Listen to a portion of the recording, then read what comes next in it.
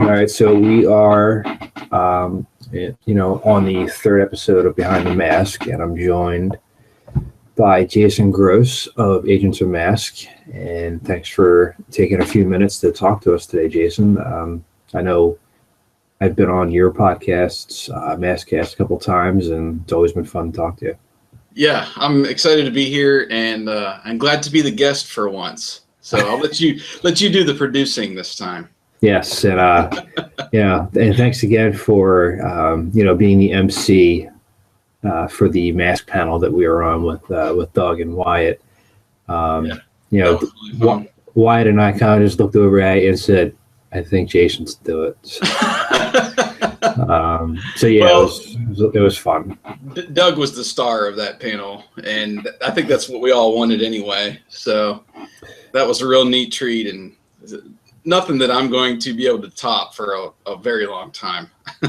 No, and I know you guys have talked to Doug with a special mask cast, and I'm actually going to be talking to him too on one of my Behind the Mask coming up. So I'll definitely dive back into that and kind of pick his brain a little bit more after he's had some more time to reflect, and maybe we'll invite him out here again. So. Yeah, I bet there'll be some hockey discussed on that show.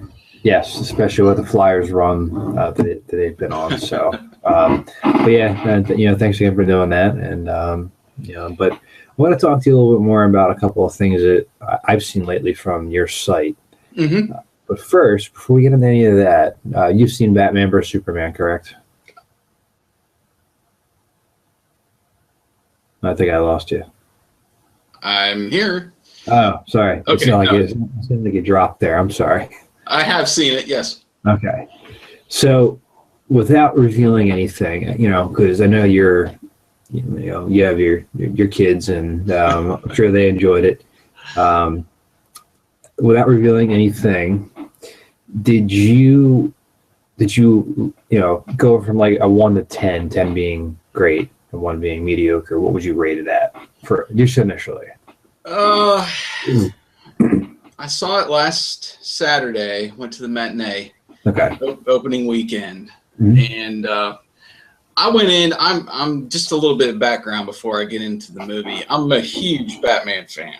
As am I, yes. Batman's my number one on the superhero list. Mm-hmm. And I have a small little collection of Batman memorabilia and stuff. But so I went in, I just wanted to get my Batman itch scratched, so to speak. Yes. And I'll have to say, on that scale, it definitely was a 10, where I was actually pleasantly surprised by Ben Affleck and his performance and what they did overall, just with Batman. Definitely some great scenes with the Batmobile, the Batwing. I love that kind of stuff. The action was there in several sequences with him. That one where he's like hiding in the corner. Oh, I love that. It's so creepy, right? I love that. That's Batman, Yeah. My favorite scene, it was in one of the trailers. I mean, like the Batman and Superman fight I thought that was really cool. But my favorite scene was and I like the last scene too, with not giving anything away because it's in all the trailers, but like Doomsday and Wonder Woman and Superman and Batman are all fighting. Yeah. But the Batman scene where he goes in and takes down those 24 thugs. Yeah. That was like in that little sequence, that was the best Batman movie I'd ever seen. So, and also too, I read today that Ben Affleck finished writing the script for his standalone Batman movie. I did see that as well. So we have that to look forward to. Yeah, that would be exciting. I'm actually rather see that than Justice League, really. But overall, I'm probably in the 7 range. I can see why people are griping and gotten the bad reviews, because it definitely went in some directions that I wasn't expecting.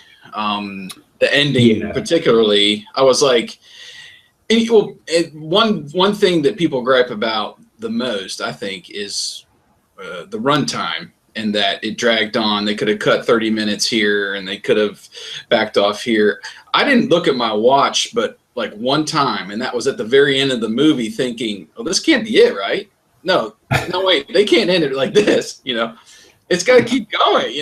And of course, it had kind of an abrupt, maybe an abrupt ending, but I just wasn't expecting that. And people complain about, oh, Wonder Woman only got 7 minutes of screen time or something. Oh, this is Batman versus Superman. Okay. Yeah, exactly. Now you're right.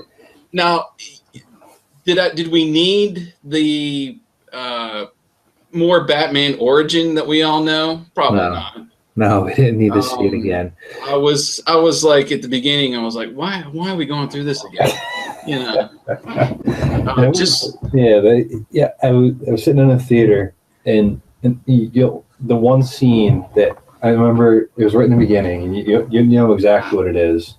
I'm not going to say what it is, but it's part of that origin scene in the very beginning.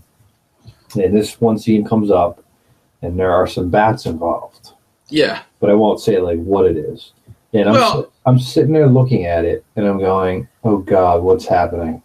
Because toward the latter part, until Ben Affleck said something, I was like, "What is Zack Snyder doing?" And then I was like, "Okay, I'm not scared anymore." Well, it's not a big spoiler. My reaction was, how many times we got to see young Bruce Wayne fall down a freaking well? Okay. It's just, I don't know. Anyway, I think they could have just, got rid of all the origin and, hey, Batman exists. We know Batman exists. We know who he is. We know his background and what happened. It's the same in every movie. So if you're going to keep it the same, why go through that whole sequence at the beginning? But even having said that, it gives some, I guess, background to just Ben Affleck and picturing him as Batman, picturing him as that little kid. So I don't know, maybe that's why they put it in, but I would have actually liked more of that battle, maybe across some different places, instead of just, it's in the trailers. Basically, it's the rooftop there and that little area. Mm-hmm. I was hoping for something that spanned several places, and there were several quote unquote rounds, in the match. And I don't know, it just seemed, I liked it, but it seemed short to me for it being, and there was a lot of build up to it. I mean, there was a lot of build up. Yeah. And some people are, kind of looking at the motivations of Lex. I think I dropped out there. Some people are kind of looking at the motivations of Lex Luthor and how that all, fit together. And I can kind of see some of that, but Lex has different, he has different complexities to him, and he's a mad scientist. He wants to rule everything, and it all fits in. Eisenberg was a little maniacal maybe, but I thought he did a pretty good job. So I wasn't upset with him. Henry Cavill as Superman, I thought was the weakest. I mean, this was a movie I was waiting for my entire life, Batman vs Superman, and I wasn't disappointed. I loved it. I saw it twice. So I actually took time off of work, to go see these movies. Yeah. Yeah, and I kind of wished I would have watched Man of Steel before I watched this one, just to get Man of Steel was really good. Just to get that, connection there, because they did reference it, and obviously there's some a lot of stuff that they pull from that movie, and I've only seen it, I think, maybe once. Okay. I don't know. Yeah, I can kind of pass him for Superman, but I don't know. I see a lot. Of course, I grew up. My first experience with superheroes was in the theater. That was Mhm. is Christopher Reeve, and Yeah. his Superman is a total 180 Oh yeah. from what these movies are. So I don't know. I've had I guess trouble trying to even when it was Brandon Roth or whatever in the Superman Returns was slightly different than what I was used to. But here's another perspective that where I come from. I'm not deep into the comic books, so Mhm. I haven't read the Batman versus Superman series. I actually just started the 52 series, Yeah. um, which I don't know, it kind of intrigued me. So I've read some, and it's been mostly in the last 2 or 3 years that I started reading. So when I go into a superhero movie, I'm not thinking comic book. I'm thinking, I want to be entertained. Uh, I want to see some action, and I want it to be characters that I'm somewhat familiar with, throughout the years as they evolve. I started watching the Batman '66 show when I was a kid after Mhm. school in the '80s, and that's where I first started my Batman uh, fantasy, I guess you would say. Yeah, uh, I think that's where everybody kind of started. and and then Yeah. '89 when '89 hit, and Tim Burton's movie came out, it was all Batman from there for me. But people want to compare what DC's doing to Marvel. I don't think you can, because I mean they've tried to do a couple movies, like Green Lantern. Uh, Mhm. Really, nobody really liked that one. I thought it was okay, uh, but Marvel's had some really good like solo superhero movies, like Iron Man, that just The it rings Captain a America bell. ones are like the Captain America movies have all been spectacular. Um, and those have been my favorites. Winter Yeah, Soldier, and then First Avenger, and then obviously Civil War. It's Captain America Civil War, but it's 80% of the Avengers yeah, right. It's are in it. basically So basically Avengers, an yeah, Avengers 2.0 kind of a movie, but yeah. it, I don't know. It's hard for me to compare the two when I don't so compare them. a lot of those movies are presented, and a lot of people outside of the comic book world love them as well. So it's Yeah, hard to make a comic book movie like Batman versus Superman that is more geared towards the people that know the stories to appeal to a wider audience. Now, it's obviously transcended that because it passed 500 million today worldwide, yes. and this is only the second. We're coming up on the second weekend, Mhm.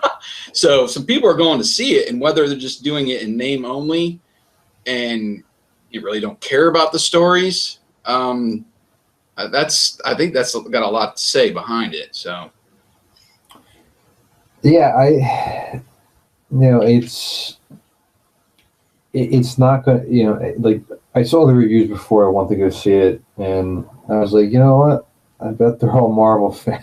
So thinking like I was joking to myself, but if basically the fundamental problem with it is that Zack Snyder, and his staff took about 3 or 4 storylines from DC and kind of crammed them together. yeah, And I didn't mind it because I thought it was inventive, um, but it did confuse some people. I was with my wife, my cousin, and my aunt and uncle actually watching the movie on opening night, and they were they were a little, well, my cousin wasn't confused, but everybody else was a little confused about the storylines, and I had yeah, to explain a little bit. So like they don't know, so a lot of it was done by, heavily influenced by the Dark Knight Returns, and they took Doomsday from, the Doomsday, hmm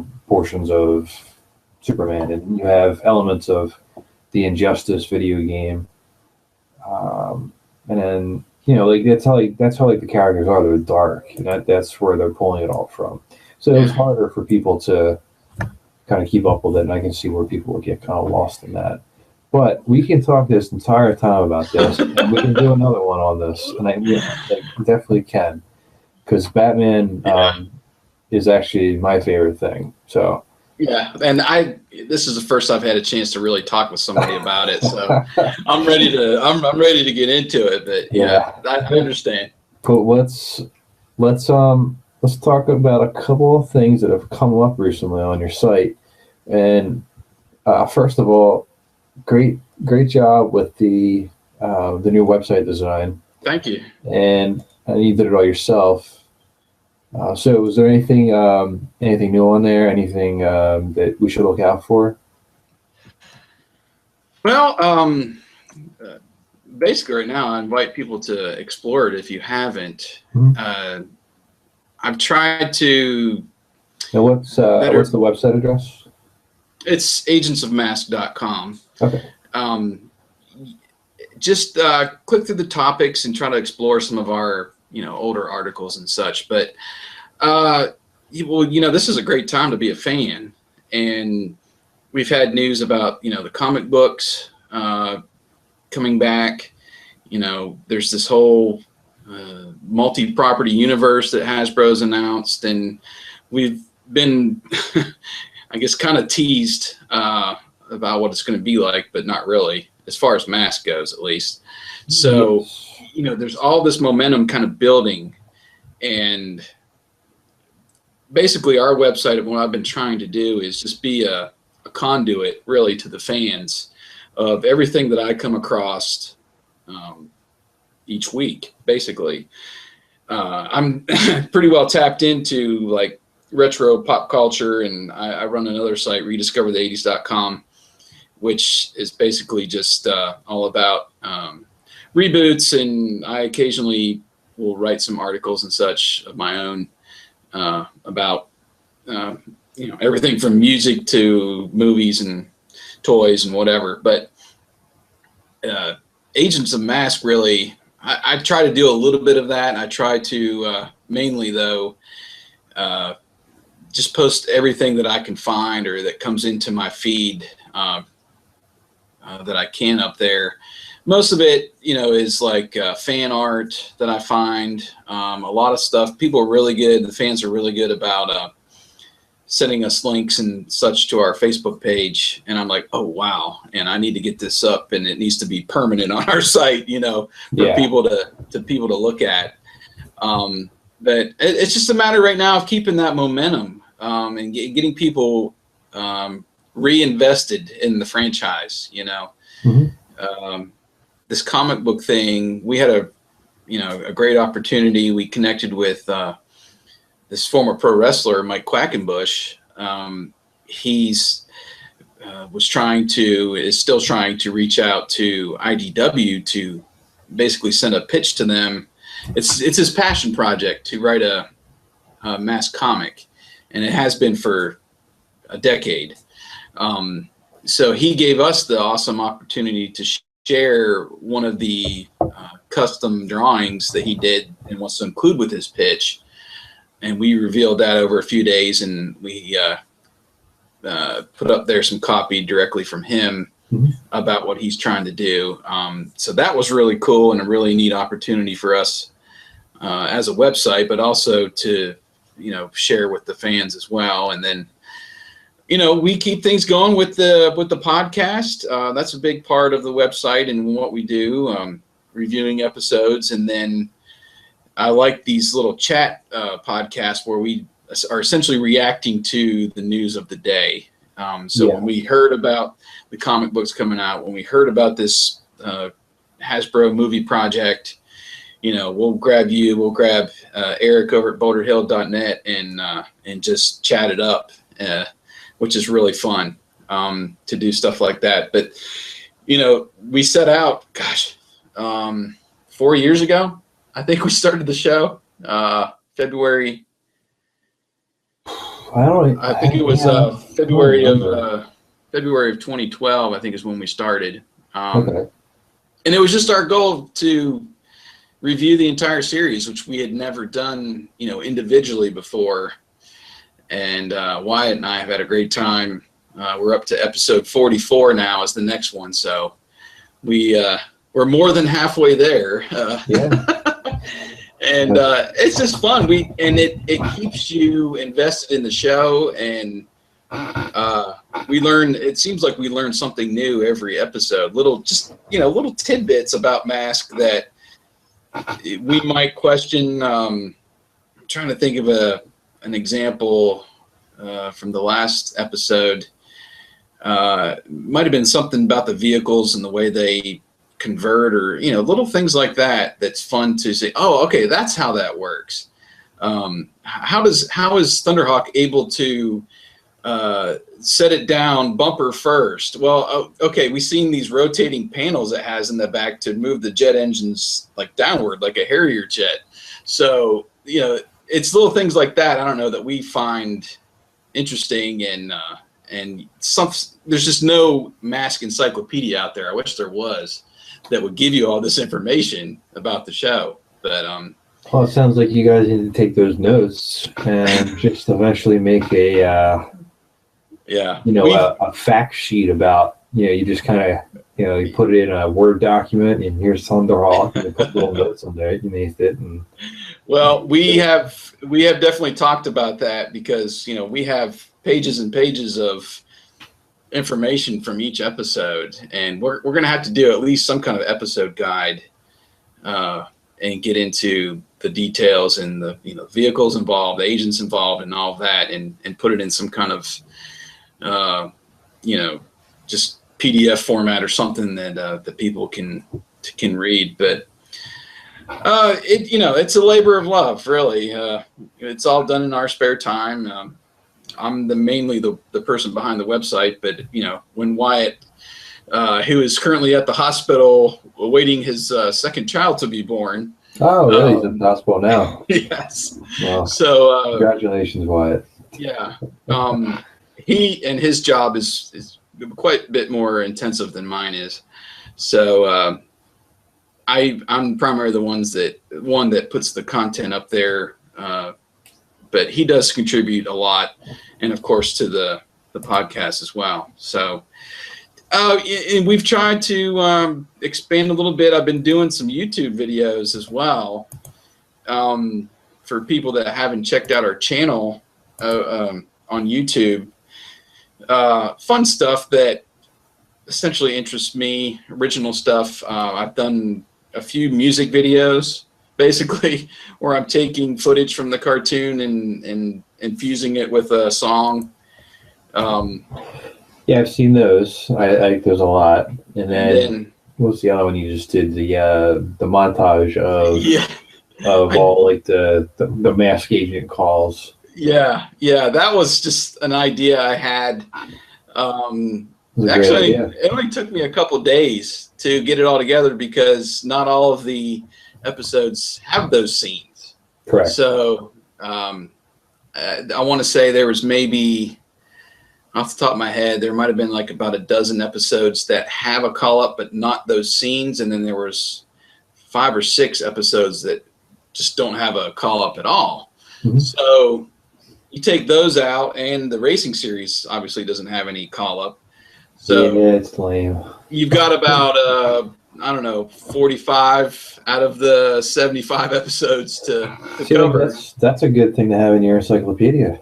Yeah, well, if you watch the video, there are a few statistics at the end I ran as the credits, but eventually we're going to do a show on just the M.A.S.K agent call-ups, our favorites, our least favorites, and we'll throw out some stats and stuff like that.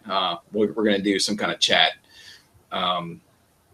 when Wyatt gets back in the mix. But yeah, it's just stuff like that I don't know. I think it's fun, and it helps me dabble into video producing a little bit, and I don't know. I like to. I'm kind of a jack of all trades, and there's a lot of things that interest me, and I'm kind of that person that is a fast learner, and I really want to know how to do this or that. Make a GIF image, or being able to do like a music video or something like that with lots of footage kind of spliced together. So it's been fun. It's a learning process for me, and I hope the fans enjoy it. I don't know if we've done a very good job about letting them know it's out there, but it's there if they want it, and I'm going to keep doing it. So. Well, I mean, I've seen a lot of growth from when you guys started with the website M.A.S.K, the movie, from to where you are now. I know that you've worked a lot on the videos and a lot on the podcast, and you're working on your own images, and you create the logos. Like you've grown, and you've really progressed, as you said, and you guys are doing a great job. Well, I appreciate that. Yeah, that's another thing too. We started out as M.A.S.K the movie. Basically, for those who don't know us, back in 2007, we went on a little journey to write our own screenplay, and it took us about 3 years. I at the time was here in the South, and Wyatt was he's in the Air Force, and he was stationed out west.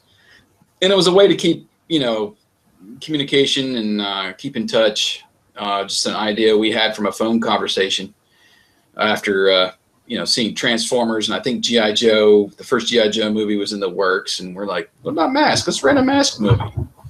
Okay. So it just kind of real innocent like that. And after we finally got together and finished it, we decided, let's get out there and kind of promote what a live action M.A.S.K movie would be like, and see if anybody's interested in looking at our script. And at first we had a few hits here and there, nothing, it wasn't any of the major motion picture companies or anything. A director here, producer here, kind of indie directors looked at it and said, yeah, this is pretty good. I'd love to do it, but you're going to have to get Hasbro involved.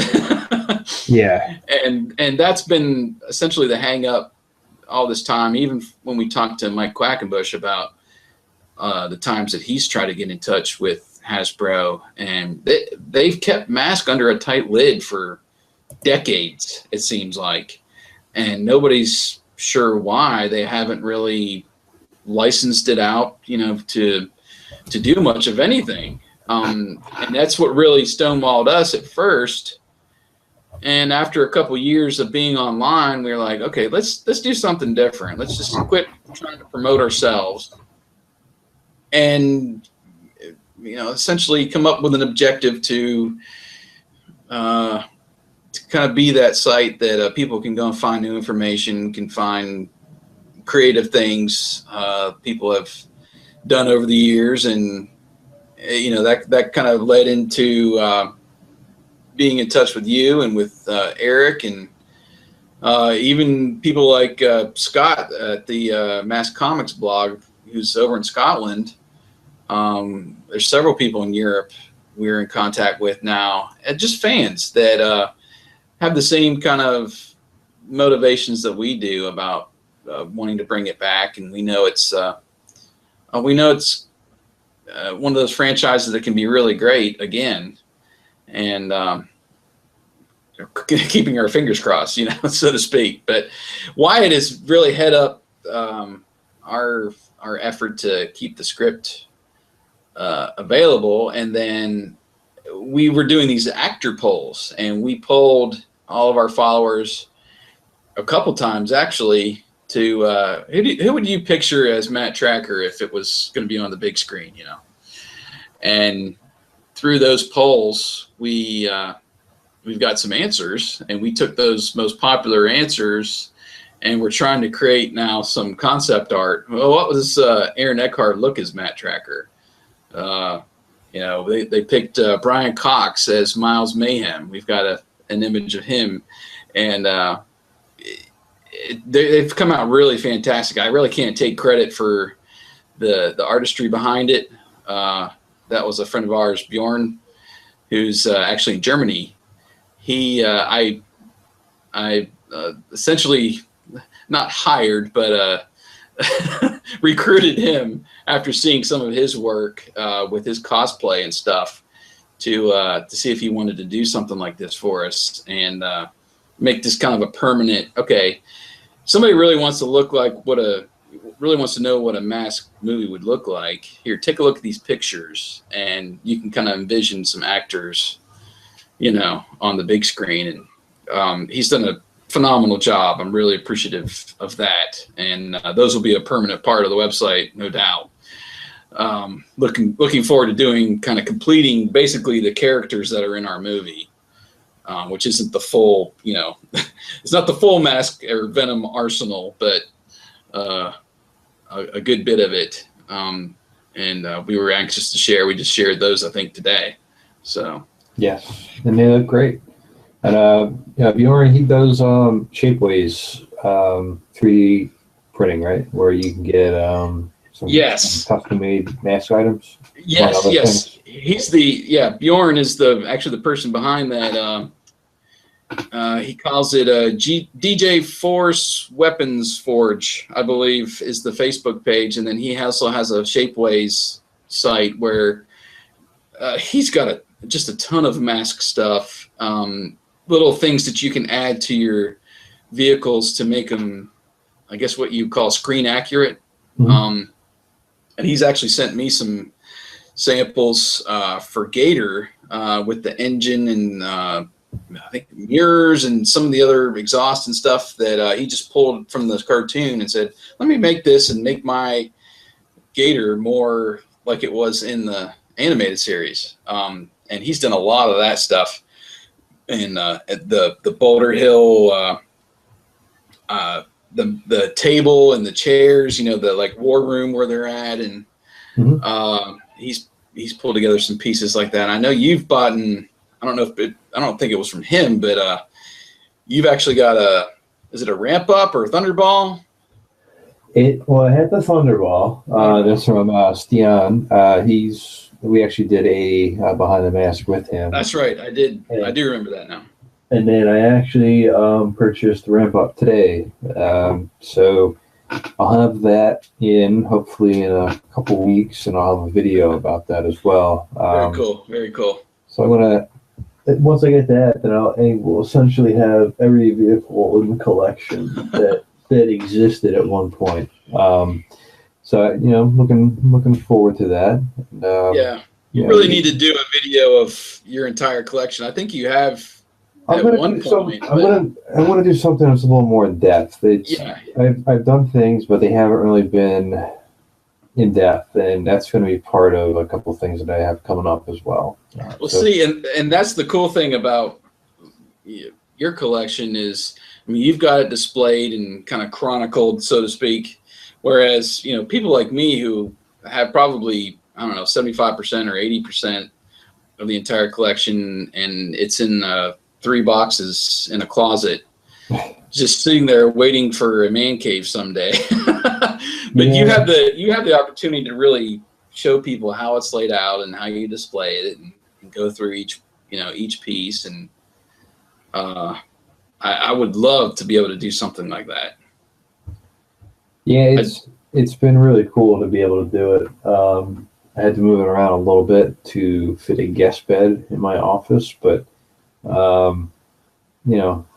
it was necessary to do. And now we have somewhere for people to sleep. They get to sleep in my homage to my childhood in here. So I actually stole a corner of my wife's china cabinet for my Batman stuff. I don't know if I ever sent you all the stuff I have that's related to Batman, but I'll send you some pictures. You need to, yeah.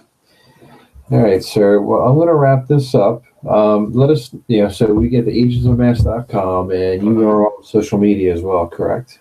Yeah, we're pretty much everywhere now. Okay. I've expanded. So we can check the website then? Yeah, just go to the website, Facebook, Twitter. I opened up a Tumblr photo blog, and I did start us on Vine, trying to put some little short videos together. But a good chunk of what we do is on Pinterest.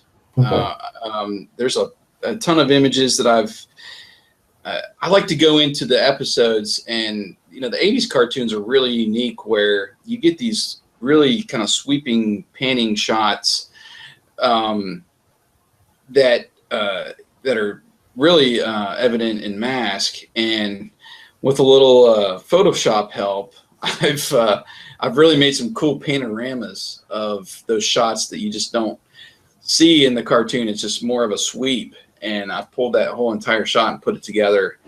I've got a lot of those up on Pinterest. But yeah, I really invite people to go there and check those out, and then YouTube, of course, as well.